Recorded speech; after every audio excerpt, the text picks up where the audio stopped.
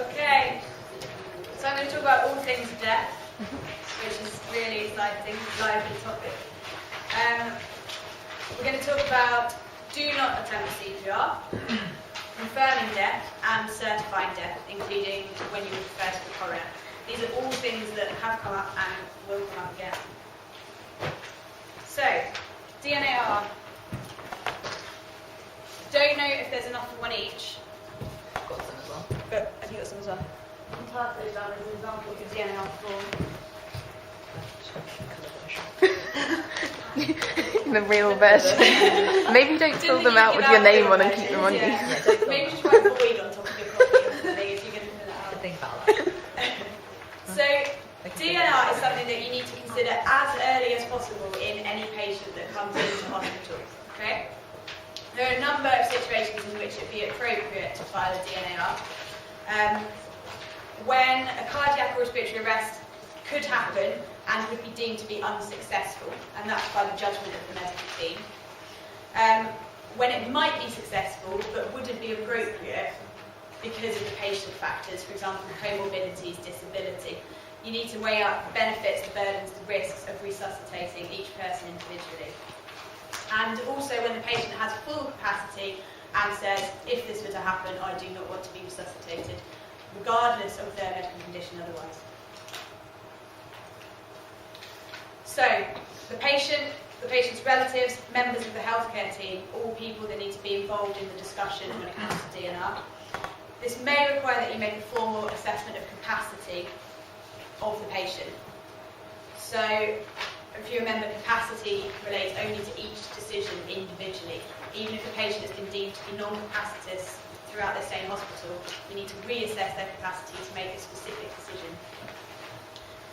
And don't make assumptions about quality of life. Just because somebody is disabled, whatever kind of way, doesn't mean that they don't have a quality of life that their relatives know that they know and that they would want them to be resuscitated for.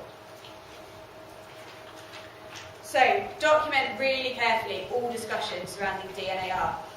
Do you always have to discuss with the patient the DNAR decision? No, exactly. So, it kind of would be appropriate to broach with the patient, would this be something you would want to talk about? If you deem that it's not something that's appropriate to discuss, document that and document why. Okay? So,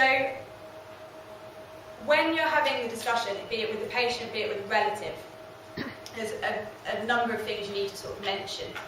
An important one is that this doesn't mean that we wouldn't do any other treatments for this patient. So specify in your counselling station, this means that if their heart was to stop or that they were to stop breathing, we would not be taking measures to resuscitate them in that case.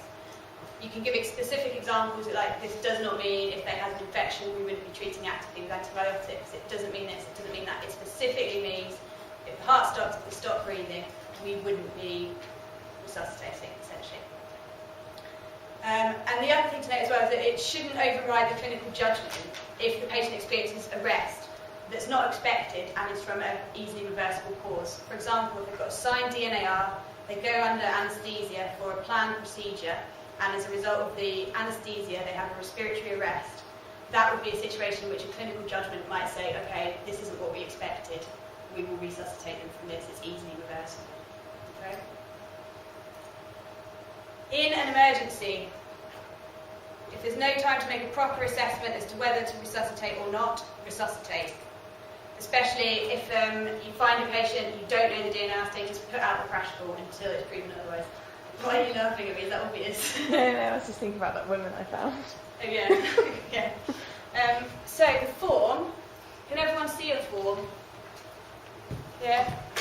My laminator's copy. Don't worry about it. Obviously all the patient details at the top. There's part A, B, C or D. You need to tick which one of those is the reason for filling out the DNAR. So A, it's been discussed with the patient, it's against their wishes, they've full capacity, easy one. B, they've got an advanced decision about it, and even if they've not got capacity now. You've got evidence that they did have capacity and did make the decision. And then C is when it's the decision of the treating team, because the patient either doesn't have the capacity to make a decision or has refused to discuss it. Okay? In that situation, if possible, and as soon as possible, after filling out the form, you need to have a discussion with the relative. If you can have that and document the name of the relative onto the form, then that's ideal. In part D, if you're saying that it would be of no clinical benefit because of a specific condition, write the specific condition.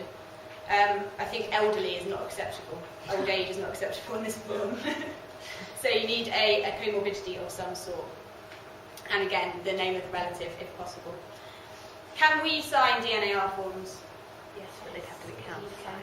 Yes, exactly. So if you've had the discussion with the patient and you need to sign it there and then, fine. Get someone to sign it as soon as possible. I've been to someone's clinic before to say, we filled this out, could you sign it now? Just so everything's in place. And then section 3 is the review box. Okay? So it has to be reviewed. In what situation would it have to be reviewed?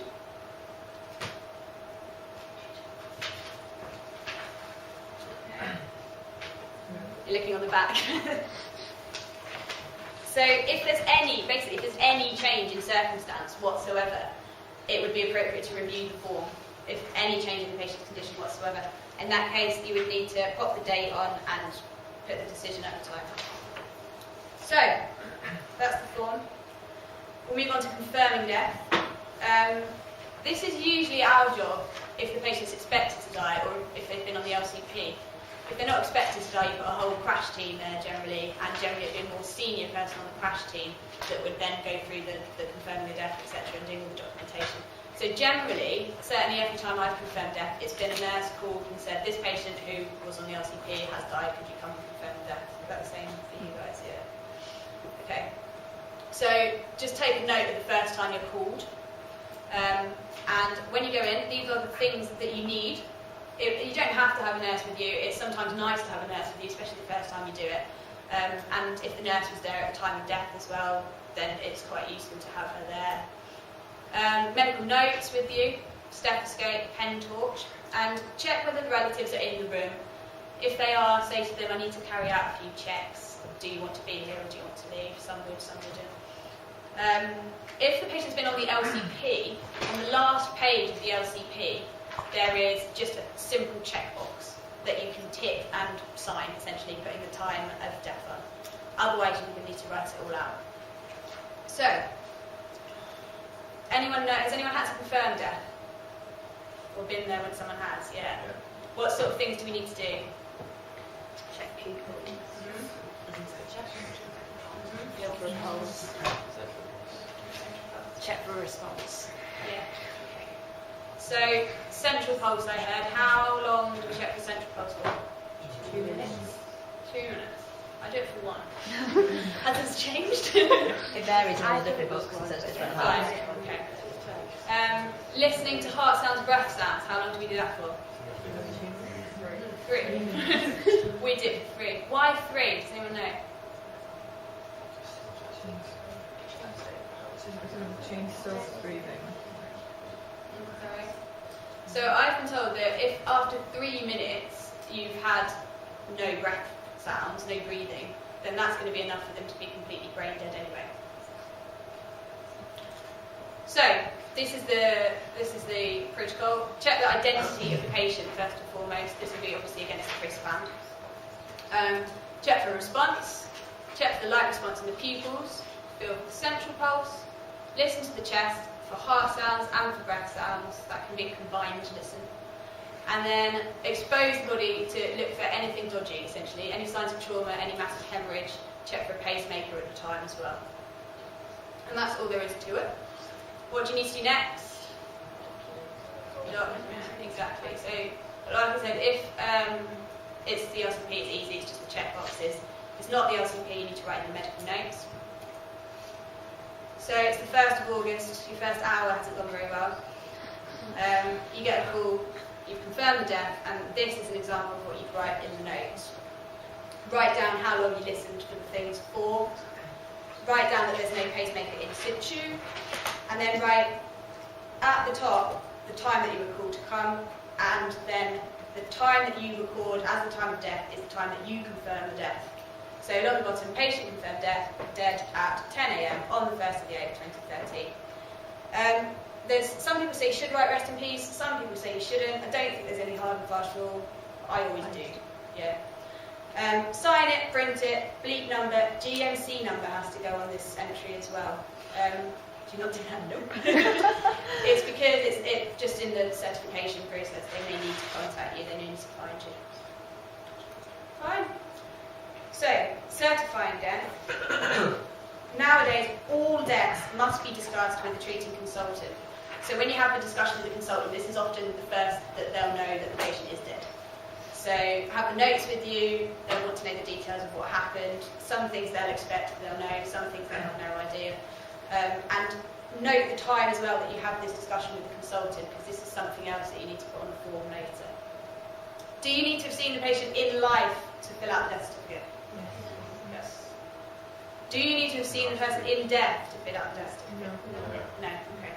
There's a girl in our year who, this was one of our OSCE stations, and she was of the belief that you didn't have to have seen the person in death to fill out the death certificate. So she sat there really smugly and said, no, I'm not doing it. No, I refuse, I can't do it, I didn't see the person in death, and didn't do the station. So you don't have to see them in death. I've got some death certificates. If you want to hand these around again, there might not be one here. But you have to see the cremation though, don't you? Yes, we'll come to that. Yeah.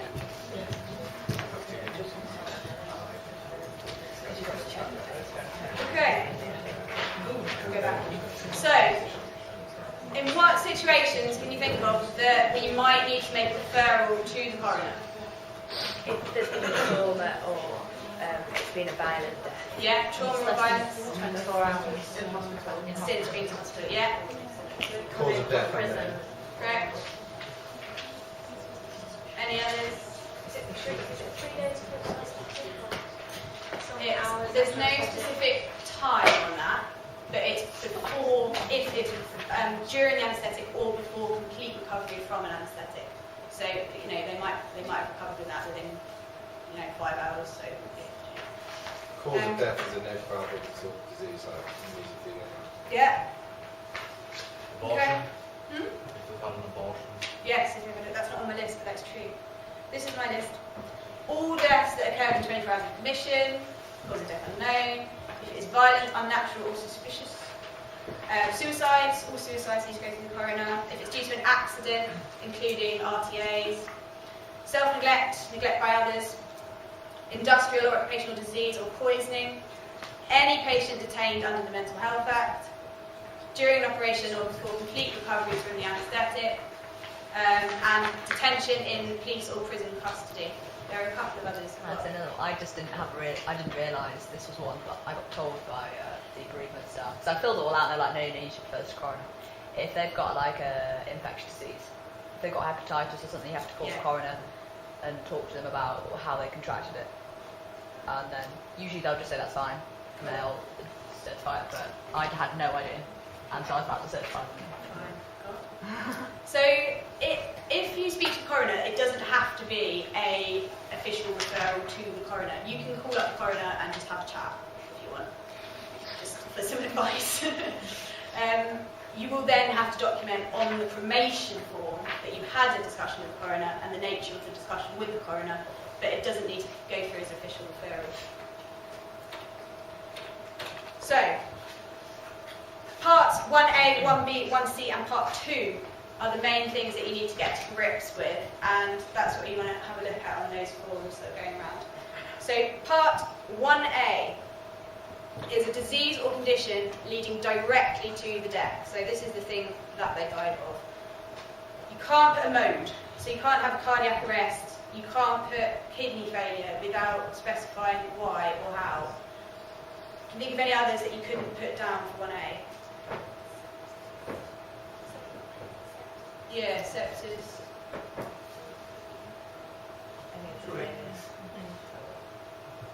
If you can't have kidney, then you can't have heart failure either. Yeah, no, you can't have any unspecified organ failure.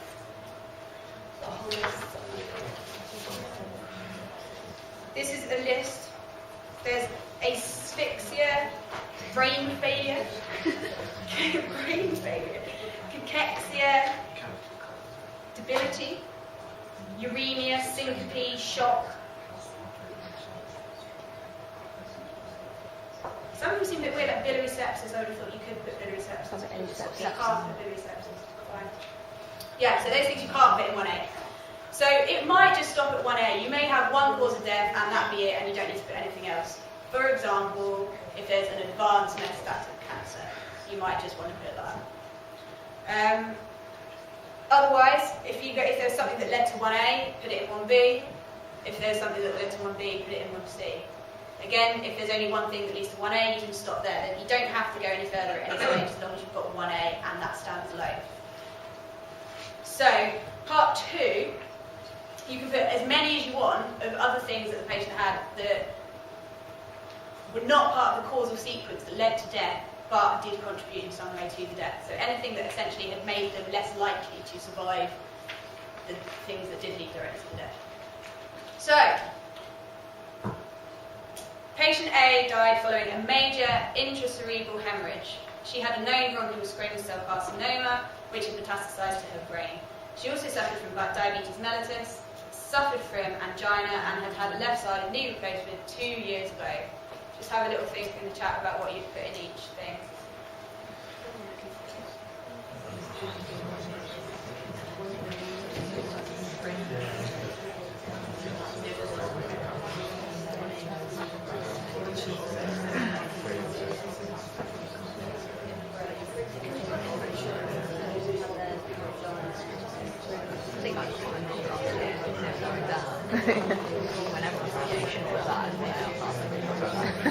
That's the first thing Holly asked me when we got out of the exams. I can't remember. I was on the same leave as the kids that didn't write anything, and I saw the examiner come out and talk to someone else and be like, what do I do? Because I was on rest station and she's like, she won't fill it out. The other guy's down there. Okay. So, who wants to tell me what could go in 1A? Metastatic brain disease. Hemorrhage. Yeah, hemorrhage, exactly. The hemorrhage is what killed. So, it's, no, it's not a mode, because it's a brain hemorrhage. It's not like the brain failure. It's a specific bleed into the brain, that's what killed it. So, 1B. Brain metastasis. Yeah. Oh, so when you say you can't put cardiac arrest, you could put myocardial infarction. That's different, isn't it? What do you put down for the sepsis or what's that? So if it sepsis, you need to know what the source of sepsis was. So for example, bronchopneumonia. Okay. So you can put like urinary sepsis, can't you? So that Yeah. died of it. You can put urinary tract infection. Urinary tract infection. You just can't use that sepsis, it's very stupid. There's really nice women in Britain that tell you exactly what's like. That won't be anyone. Okay. What about if it was heart failure? What would you write on a? That was kind of what led to the So if it was heart failure, it depends what actually, finally, the way in which they actually finally died. So Is it pulmonary edema? Pulmonary edema, followed by congestive cardiac failure, would be fine. So 1C, is there a 1C?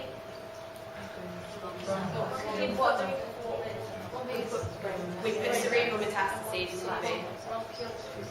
bronchial squamous cell carcinoma. Yeah, bronchial squamous cell carcinoma. Okay? So that led to that, led to that. Okay? Are there part 2s in there? Yeah. We don't really care about the name. No. Great. So yeah, 1A, intracerebral hemorrhage. 1B, cerebral metastases. 1C, squamous cell carcinoma of the bronchus. Write all this out in full, all the words, no abbreviations. Part 2, diabetes and sleep heart disease. So I have another one, and this is, to the best of my memory, the one that we had in our OSCE last year. So, patient B died following a major ischemic stroke. These are their comorbidities. See if you can sort out what would go in what from that. Again, have a chat. I think that was on There.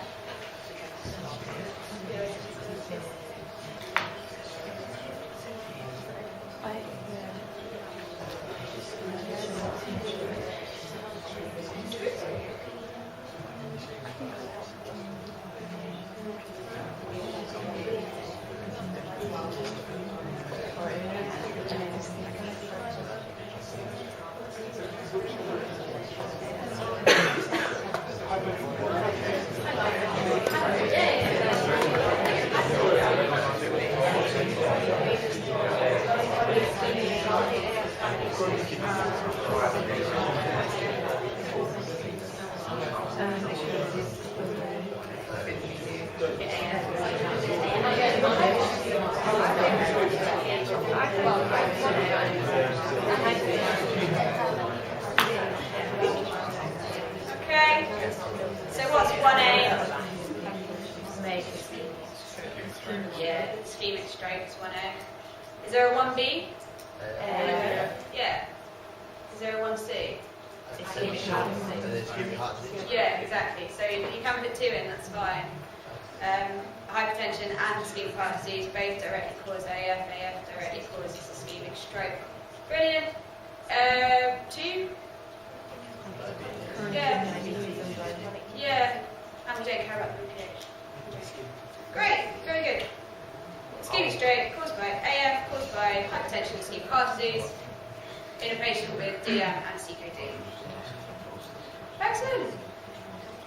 So I think that's it. I haven't done anything on cremation forms because essentially, once you've done part A, part 1, 2, 3, etc., there's not much more to it than that. There's a lot of bump and there's a lot of ticking that you don't know the patient or have any interest in their death, etc. But that's essentially it. If you are going to be filling out the cremation form, like somebody said earlier, you need to have done a full external examination of the body, which is essentially pull it back, check for pacemaker, put it back again. That's it. There's also these, as well as the cremation forms, cause of death proformas. These are specific to the trust. So you might want to keep them just for reference, but I don't think anything will happen in the exam in relation to them. That's just for the audit more than anything. Just to be aware of. That's it. Are there any questions? Yeah. What happens if there are sort of multiple 1B sections? So That's if fine. they have a stroke, Yeah. but you're not sure what's caused it. Okay, so what is important to know is that you're filling out this form. It says specifically on the form, to the best of your knowledge. Okay? So if you don't know specifically what caused it, this is why you have a discussion with the consultant and you come to a decision as to what is the most likely, given the evidence, cause. So it's not unreasonable to put 2 things in, but they have to be 2 separate things that have both directly contributed rather than could have been this, could have been this. Okay? Do you have to have a discussion with the consultant before you fill in this? Yeah. So you just go as soon as it's confirmed. Yeah, you just call them up, or you can just go, because often the notes, if you've not been there when a patient died, the notes would have gone down to bereavement. So generally I find myself sat in bereavement with the notes on the patient consultant before we fill out the form. But there is now space both on the death certificate to write the consultant's name and on the cause of death form I've just given you to write what time and what day you had a discussion with which consultant.